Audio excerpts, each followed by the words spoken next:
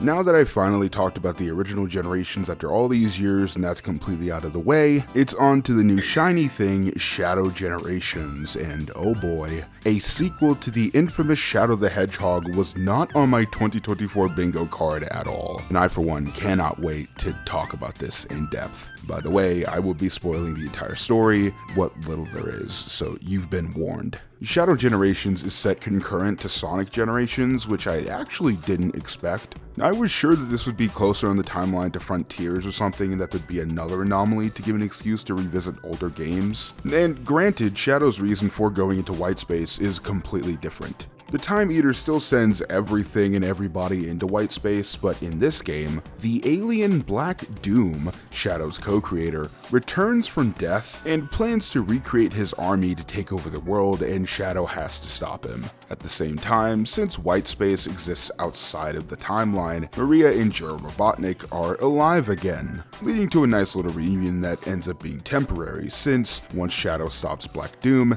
the timeline begins to return to normal, sending both of them back to their point in time where they're inevitably going to die. Which makes no sense because I thought that white space existed between the past, the present, and the future, so characters who are dead like Blaze can just be there for some reason.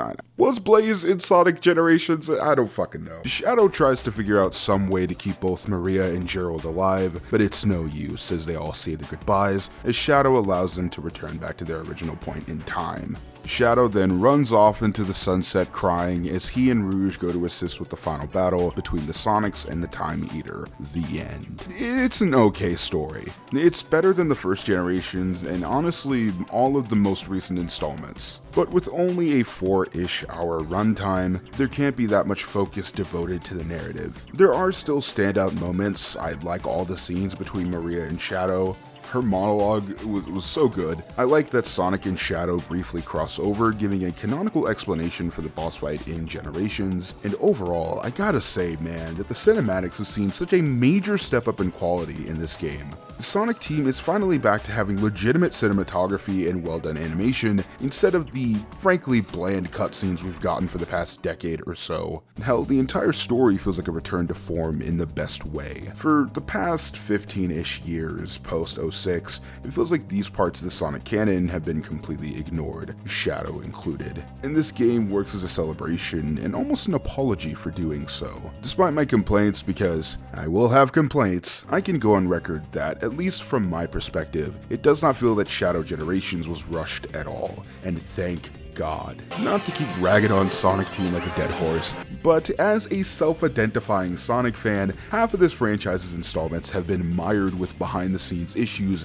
and rushed deadlines. And Sonic Generations thankfully doesn't fall into the same pit. This game is just so fucking good. I haven't played Frontiers yet, but apparently Shadow plays a lot closer to that game with a double jump and a lot less heft. Playing this right next to Generations gave me a little bit of whiplash, but I was immediately hooked by the first level. Everything feels so smooth, it's so good. Not to mention that Shadow has permanent upgrades this time around, a mechanic that I don't think has really been seen since like Unleashed. You start with Chaos Control to slow down time, a skill that's incredibly useful for getting S ranks when used well, but as you discover ranks once you complete levels, it unlocks more Black Doom powers, giving you the ability to reach new parts of both the levels and the hub world. Believe me, I will talk about the hub world. I like the powers for the most part. Doom Surf was my favorite since it was just fun to send projectiles flying towards bosses. Doom Blast was always a blast, hardy har har, and opened up a ton of possibilities for getting to higher paths and even speed running. Doom Spears were fine, although having the button on triangle made it a bit difficult to reach while platforming, which sort of led me to just stop in my tracks to kill a thing, then to continue playing the game.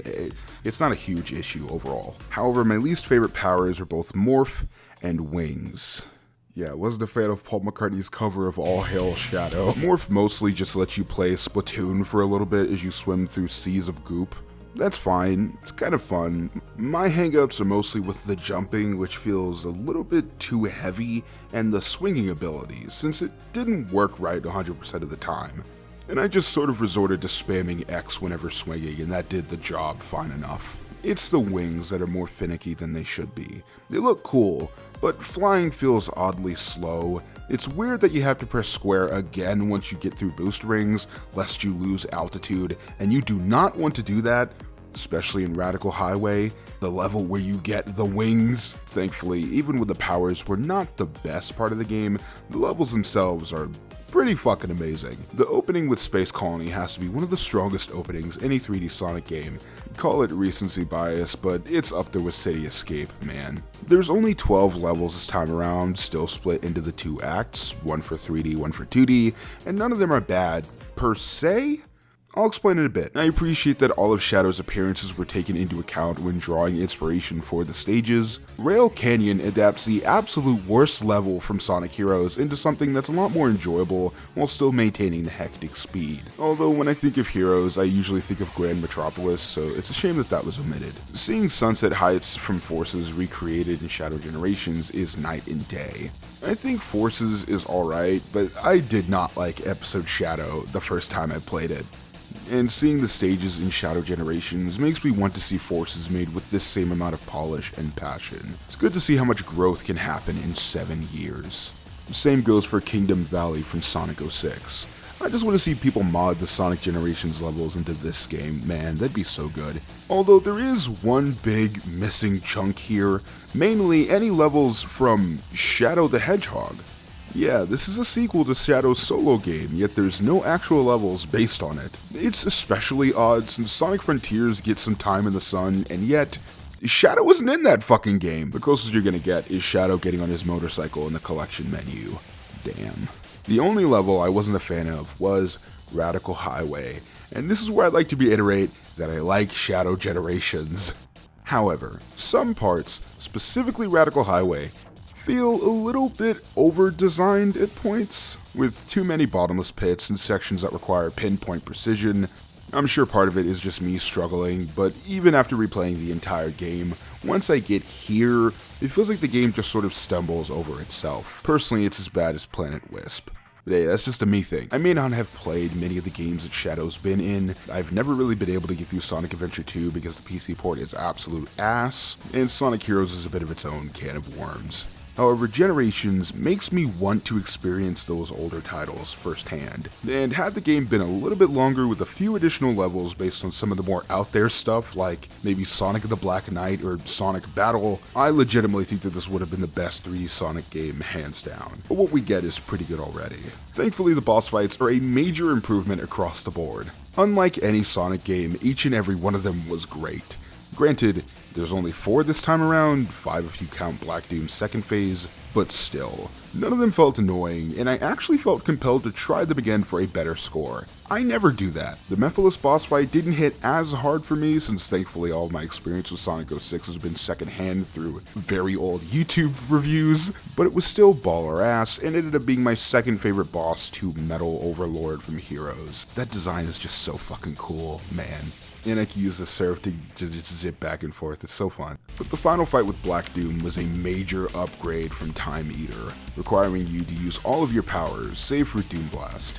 Wait, no, apparently you can do that too. I mean it when I say that Shadow Generations is one of those games that requires a second playthrough. The stages have multiple different pathways, the bosses are all evenly enjoyable, hell, even the challenges have been improved. Mostly because they've been pared down from the first game, having 90 to only 20 this time around.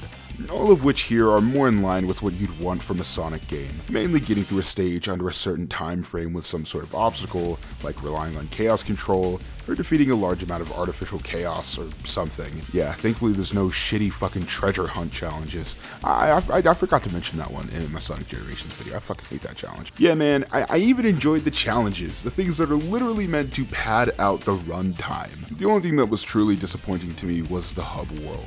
This is the one thing that I think was a downgrade from the first game. I get that it's meant to be akin to something like Bowser's Fury or Frontiers, but it feels a little meaningless. It was fine for the first hour, and the collectibles are okay, I guess. Fuck these collectible bolts. But eventually I just stopped exploring and wanted to get to the next stage ASAP. But being forced to find boss gates and challenges before I could complete them just sort of got in the way. But really, it's a minor part of the whole experience. Shadow Generations overall is just as good, if not better, than fans have been hyping it up as. I really meant it in my Sonic Generations video when I said that this makes up for the $50 asking price and then then some. It's almost worth it entirely on its own. And I cannot wait to play the DLC level for Sonic 3 in a week or so, man. My only concern is not with the actual game, but it's that Sega is gonna do what they've always done and throw all this work into the garbage, only to start the next mainline title entirely from scratch. This is my favorite formula for 3D Sonic. I get that the pool of games I've played so far isn't comprehensive, but I just love playing this. It's not just a great Sonic game, it's a great game, and its drawbacks, what few there are, don't really take away from the experience whatsoever. And if Sega does decide to continue remastering games as they've alluded to, I only wish that their mechanics and level designs are updated to emulate Shadow Generations. But knowing my luck, the next game will be a fucking Sonic Unleashed remaster with more Hedgehog stages. Ooh, my favorite fucking thing! Don't forget to share this video to the Sega shop. Meet Shadow the Hedgehog. His mysterious past holds the key to the world's future. Is he a hero or a villain? You decide. Either way, you'll have a blast. Rated E10 for ages 10 and up.